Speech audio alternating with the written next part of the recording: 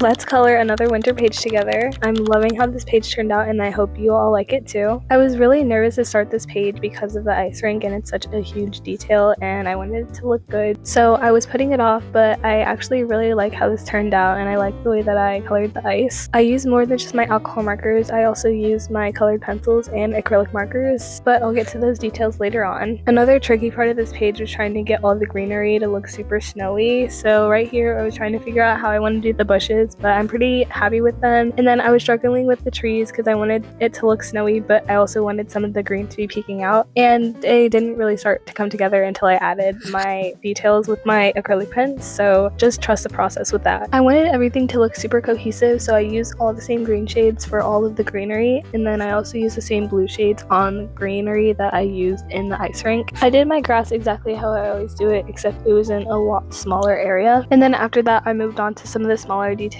like the leaves and also the snowballs that are falling from the sky. For this page I covered up a lot of the black lines with my acrylic markers, and I think that just turned out so well and it adds so much to the page. Right here I'm starting to add some details to the ice rink, so I went in all over with my white colored pencil and blended that in with my fingers, and then I covered up the black lines with my acrylic pens, and I also used that to add some more like little scratches that the ice skates would put on the ice rink, and I think it just turned out really cool. If you're also trying to figure out ways how to color ice, I definitely recommend trying out this technique. I'd say it's pretty beginner friendly, and even if you aren't great at blending, the colored pencil pretty much covers up any harsh lines. Now I'm going around and adding some small details. I started covering up some black lines with my acrylic pens. I also went ahead and worked on the pine trees, and after adding my white acrylic pen, I think they actually turned out really well, so I'm happy with that. For the characters, I was going for a pink and girly vibe, so I obviously did the bow pink, and then I was going for a lot of light beige kind of colors and creams. I have really been enjoying coloring pages like this with all the pinks and this kind of like color scheme, so let me know if you want me to continue with this because I would be happy to. Along with that, I've liked adding